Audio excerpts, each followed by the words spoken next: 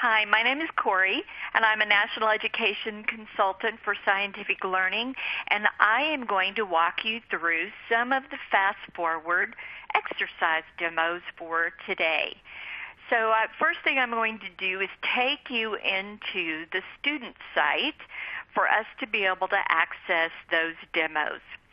So when the students log in, they are going to see what they're assigned to do for that particular day or course of days. And so you can see in this situation that my assignment is reading assistant. But I'm actually going to go up to the top and click on the demo tab because I want to take you in to show you some fast forward exercises. So Reading Assistant, let me explain that one pretty quickly. Reading Assistant Plus is our newest guided oral reading product, and it's a very simple product to use, and so I'm not really going to show it to you today, but it walks students through just as if a teacher was working with them in guided oral reading. And so they really catch on to it pretty quickly, and it's a great resource for building fluency, comprehension, and vocabulary. But I'm going to go ahead and move into the Fast Forward products to show you those. And I'm going to share really quickly a little comparison here that you can see in the screen. So right there at the very top, you can see that it says Fast Forward Foundations 1. And then next to that, Foundations 2. Those are products that have recently been updated, and we're really excited about that. And you can tell from the graphics that they are designed for elementary level students. So most folks use these about kindergarten up to 5th, maybe 6th grade, depending on the preferences of the teacher. Now below those two, you can see Fast Forward Literacy and Literacy Advanced. And you can see that the graphics are different. The characters are older. The stories are going to be more age appropriate for secondary students, as is the vocabulary. So what I'd like to do is just show you some different exercises, and I'm going to go into HoopNut first because I want to show you a very basic exercise that works on phonemic and phonological fluency and awareness skills. So it starts out with an introduction after the students click on the name of the exercise. HoopNut will help you more quickly hear small differences in sound. Let's get nutty. All right, so it lets the students know they're going to be listening for small differences in sounds. Now on the left-hand side of the Go button, you can see the letters B-E, as in ball, Edward, and D-E. And so that we know that the sounds the students are going to be working on today are be and de. So when I click the Go button, it's going to tell me which sound I'm listening for. And then those two little squirrels and the acorns are going to be part of that exercise. So one will say be and the other will say de, and it will flip-flop. So the students have to really listen to determine when they hear that target sound. So let's show a few of those.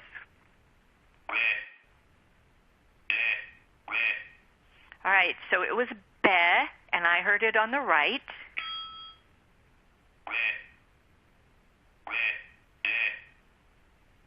This time on the left.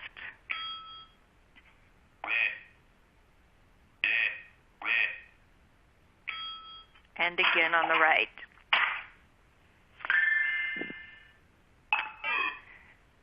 So with this one, when I get the three correct in a row, I get some bonus points. That was part of that little star that came up, and you may have noticed that I got extra points. There's also a tracking of how far complete I am in this exercise. So in this demo, I'm 41% complete. And then that bar on the left with the little tiny bit of blue on it, that is my feeder meter. And so every time I complete another 10%, that will gradually fill up as I'm working and then fill in one of those little bubbles where the woodpecker's head is right now. So I also want to do one more thing, and that's to show you what it's like when a student makes a mistake. So I'm going to click the Go button, and this time I won't do it correctly. All right, so I'm going to click on the right, and I just hear a clunk. That's all that happens. I don't lose any points. Nothing happens except for a very distinctive sound to let my brain know, oops, you made a mistake, and then you go back to work. This immediate reinforcement is part of the fast forward exercises and is very, very important in helping students' brains know what information to keep and what information to let go of. So with this exercise, you could tell we're distinguishing phonemes, and these are English phonemes and sounds that we'll go through as the exercise progresses that are very important for second language learners to develop, but it also helps students build speed in identifying and understanding changes in sounds and to make connections in the brain to help students process information more effectively. So I'm going to go out of this one, and we're going to go in and look at one of those secondary level exercises to give you an idea of what one of those would look like. So the first exercise here on the left, Fast Forward Foundations 1 and Literacy, are the first exercises depending on the education age of the student. And so these are going to be the students who are really struggling, at least 6 months to a more below grade level. And then they would most often progress into Foundations 2 and Literacy Advanced. And that's where we bring in that written component. They don't see very many written words in the first set of exercises, but they do in the second. So I'm going to come over and look at language comprehension because it's a little bit different type of task that I'd like to share. Now it is asking me to accept Adobe. That's one thing we're changing from, is moving our exercises out of Adobe Flash into HTML5. So that's the gradual transition process we're in right now. Click the yellow planet to listen to a sentence. Then click the picture that best represents the sentence.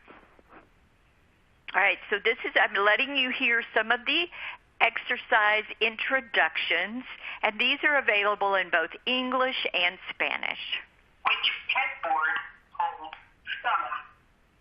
All right, which pegboard holds some? So it's got to be more than one. Which chair holds some? Again, it's got to be more than one. 7 has a little more of the hedge to prune.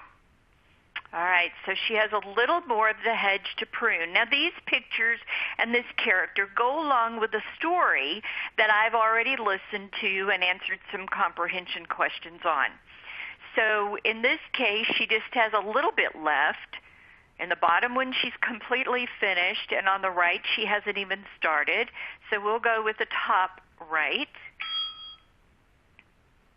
Devin finds the right tool to prune the hedge. All right, so she's looking for a tool, so it wouldn't be either of the bottom ones. And we know it's the one on the top right, but I'm going to get it wrong just so you can see what happens. Devin finds the right tool to prune the hedge.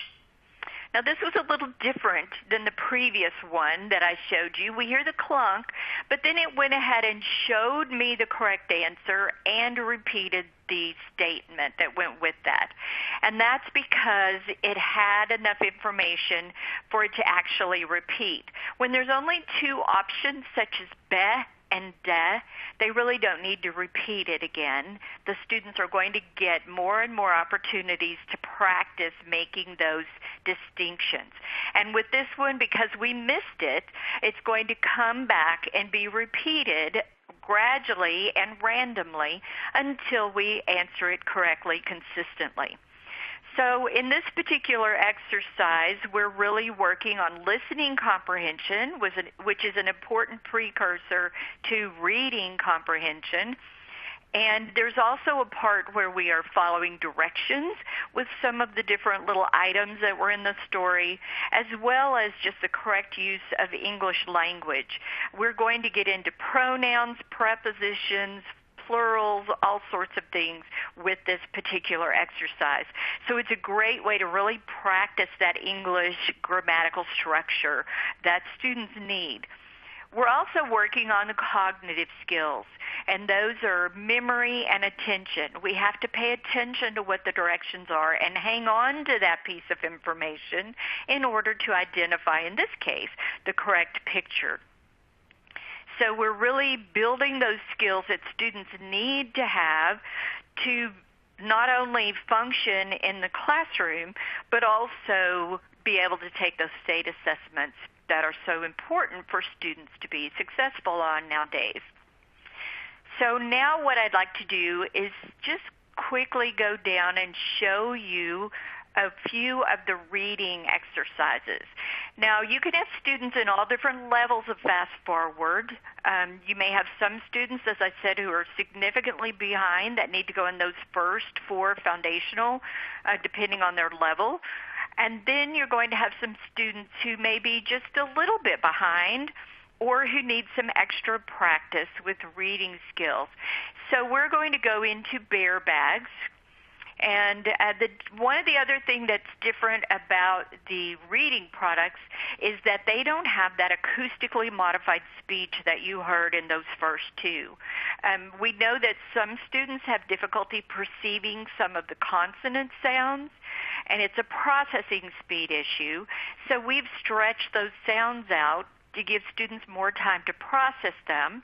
And as they get good at it, then they go up to the normal processing speeds. And the exercise will just keep that progression based on each individual student. Now, in the reading exercises, we don't have that modified speech. They're just processing at normal levels.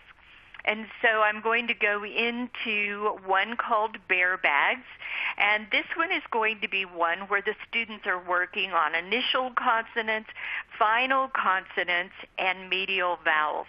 And you'll recognize the activity because I'm sure you've used it quite a bit if you work with younger students. So the first thing now we see is a little paw print to click on. Begins with the same sound as cup. Begins with the same sound as 5. Fat. All right, that goes with 5. Cake. Fog. All right, let's get it wrong. Begins with the same sound as 5. Fog. Can. All right, so you can see that it showed me those letters after I made the mistake in the one on the toast to help me make a visual connection as well as an auditory one. And so we're really going to get a lot of practice with those initial and final consonants, and then later on toward the end with those medial vowels. Really is able to find deficiencies and then reteach those skills and allow the students to practice. We know that students who are struggling need 10 to 30 times the practice of typical students. And so we really provide lots and lots of practice in the Fast Forward exercises. We begin simply with 2, and then it's going to progress up to 4 different sounds, initial consonants that the students are working on. Now I'm going to skip over level 2 and take you into Book Monkeys at level 3. Now, Book Monkeys is an exercise that works on comprehension, and so we're going to read a story, and at this level, we no longer have it read to us. In reading levels 1 and 2, it will actually read the stories to the students, and in level 2, they have to read it a second time independently. But when we get to level 3, we're really independent readers. And the stories progress at the beginning from simple to later levels more difficult. So we have a story. My friend Roger is a fennec fox. He comes from the desert in Africa and has huge ears. His big ears help him hear very, very well. He can hear tiny bugs moving under the sand. Roger has a very special job in Animal City. He goes from house to school to music hall tuning pianos. Now, after I've finished reading at my own pace, I click the little sign that says Done Reading, and I'm going to have a couple of questions.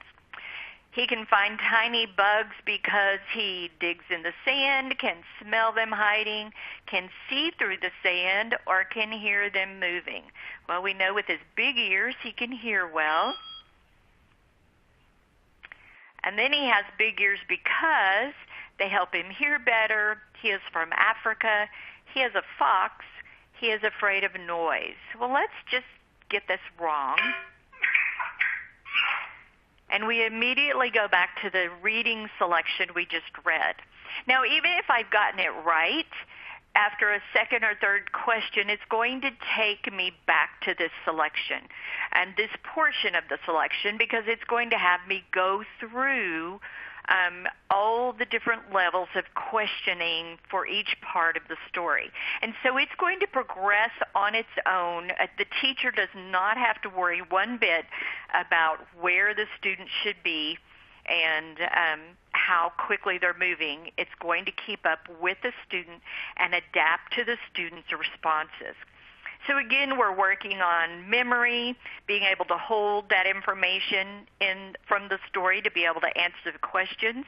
There are both fiction and nonfiction selections, and they go from the very beginning of shorter paragraphs to progressively longer ones. And then they're also going to have to be able to read a selection and go in and answer the questions just like they do on that state assessment. So that's an important skill that students are developing as they go through these different levels of products, because as they move through the different levels, those numerals 1 through 5 don't designate specific grade levels. Each one is a continuum of skills that will build and develop as students progress. The very last one that I want to show you is Quack Splash. And I'm again going to go into the early levels. And with Quack Splash, we're actually going in to look at a passage, and we're going to study that passage, you could say, in different ways. So I click on the selection, and again, there's that little paw print. So I have a paragraph to start with that has part of a sentence missing, just a few words, and I have to read the paragraph and figure out what words fit in best. So Anders decided to look in his room first. We're already partway into the story. He searched high and low. He got on the floor and looked under the bed. He pulled his desk away from the wall so he could see behind it. He even searched through his dresser drawers. As he searched, he muscled in, came across, lost track of, or watched over a dirty sock. Okay, the best fit there is came across a dirty sock and a stale pizza crust, but there was no snake. So when I click it, it fills in that blank in the sentence. And now we've moved on to a second section. Now remember, this is a demo, and so it moves a little more quickly than they normally would. They would get more practice filling in blanks in that paragraph. But now I have to put some sentences in a logical order to create a paragraph. So what this is doing is helping me develop writing skills without me having to pick up a pen and paper. So if we look at the first, I think it's going to start into, let's see, but who would steal his snake? Nope, I was right the first time. Staring into the empty cage, Andrew tried to figure out what had happened. So that's exactly what the students are going to do. Sometimes they're going to make the wrong selection, but it's okay because the program will help them through the process of building the paragraph. So he's trying to figure out what happened, and as he stared, he began to wonder, what if someone had stolen Colonel? Now, Colonel is his corn snake. But who would steal his snake, and why? It didn't really seem likely that Colonel had been stolen, Andrew realized. So this is going to progress. We're going to have different paragraphs we work with, and then at the very end, we're going to have all of those paragraphs that we've worked with throughout the story and come to the point that we have to put the paragraphs in order to create a logical and complete story. So you can see how the skills progressively build over the course of the exercises, beginning with really developing those core foundational skills and oral language skills as we transition then into reading and hearing the words, and then we gradually progress through those reading exercises, helping the students build their memory and attention skills, build their processing skills, and build their reading skills as they do that. And as we saw in the last one, we actually have research showing it builds writing skills as well. And so this is a really important way to really help students become successful across the content areas, across the board, by doing fun and engaging exercises that look like the video games they all play all the time, but are actually developing crucial skills in their brains to help build better thinkers, better readers, and better students. Thanks so much for your time today. I hope this was helpful.